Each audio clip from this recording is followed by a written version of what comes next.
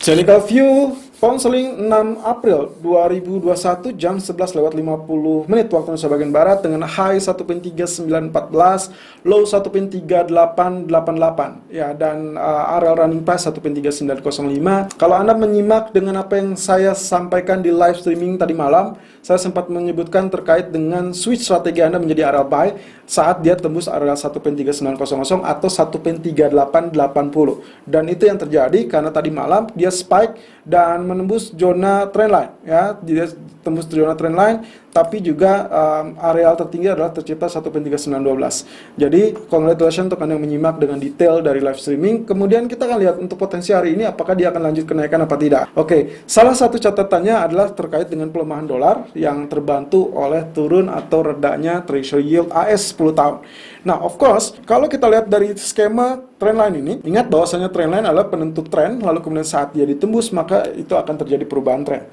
Nah, beberapa waktu silam dia memang tembus ke bawah, artinya dia sudah berada dalam koridor bearish. Tapi tadi malam kurang lebih dia menembus kembali zona resisten ini dan akhirnya kembali berubah menjadi bullish. Nah, of course, dengan catatan pula saya sempat sebutkan teritori 50% area 1.3902 akan menjadi catatan dan 1.3822. Kemarin pun kita sempat mengasumsikan kalau sepanjang hari itu katakanlah sampai pertengahan malam dia bisa berada di bawah 1.3822, maka confirm dia akan dominan bearish. Tapi kalau misalkan dia selalu di atas, maka kemungkinan ini akan mengancam areal trendline. Well, of course, Anda bisa lihat areal terendah yang diciptakan kemarin hanya berada 1.3812, tapi di sesi Eropa sampai sesi Amerika, kurang lebih kita melihat potensi pergerakannya berada selalu di atas 1.3822. Itulah sebabnya kenapa di live streaming kami sempat menyampaikan rubah strategi, karena kami melihat indikasi tersebut menunjukkan hal yang harus diwaspadai. Oke, kemudian lanjutan dari potensi pergerakan ini berarti dengan bullish candle, dengan catatan pula kita belum mengasumsikan ini sudah confirm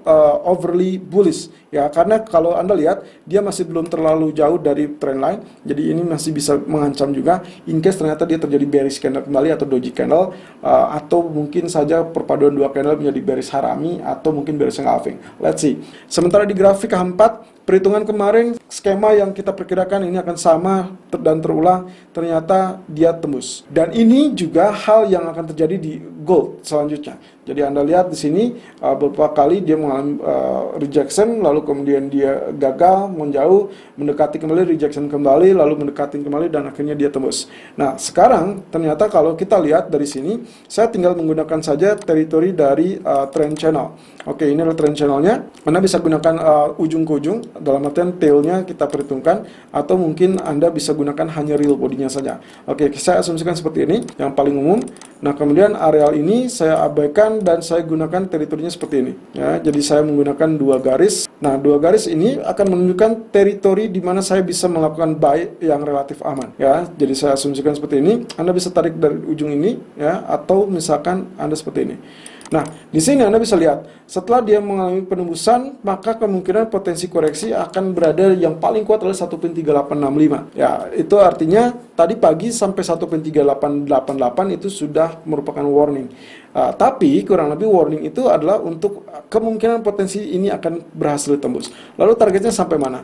Kemungkinan yang terdekat adalah target resisten ini 1.3942 dan kemudian 1.4000.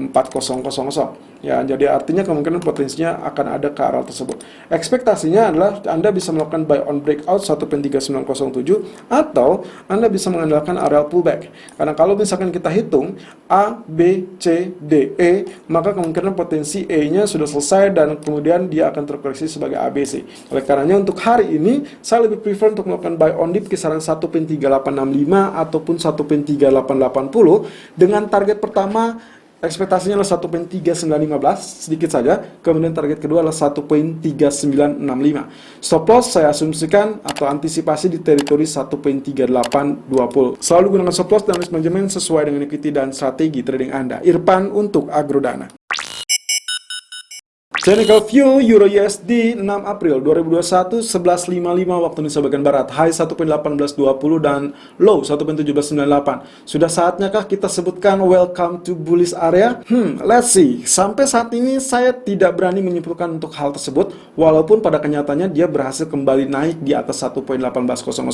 Ya, salah satu alasannya adalah terkait dengan MA 200 daily yang berada di 1.1879. Selama euro masih berada di bawah teritori tersebut dan belum berhasil menembus zona MA 200 di harian, maka kemungkinan potensi tekanan masih akan tetap menyelimuti atau membayangi.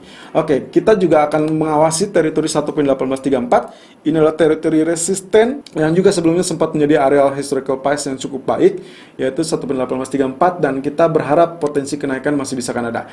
Oke, kemudian kalau misalkan kita lihat dari katakanlah minus, in case ternyata terjadi penurunan kembali, saya tetap melihat areal psikologis berada di 1.1710 ataupun 1.1711.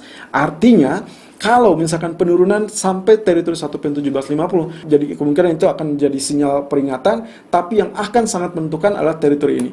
Kalau sampai teritori ini ditembus, maka Anda boleh switch posisi Anda menjadi teritori sell, karena kemungkinan penurunan akan lanjut sampai teritori 1.1650 atau bahkan 1.1620. Nah, kemudian kalau misalkan itu gagal, maka ekspektasi saya adalah kenaikan, ya let's say mungkin kita masih terjebak dalam pola sideways 1.1830 atau 1.1850, yang artinya pula kenaikan hanya sedikit saja mengarah ke teritori tersebut.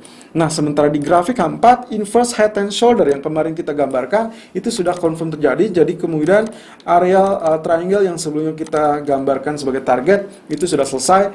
Saya asumsikan selesai karena dia sudah 50% target sudah tercapai, bahkan sedikit lebih rendah. Nah, sekarang yang menjadi pertanyaan adalah terkait dengan target dari inverse head and shoulder, left head dan right shoulder.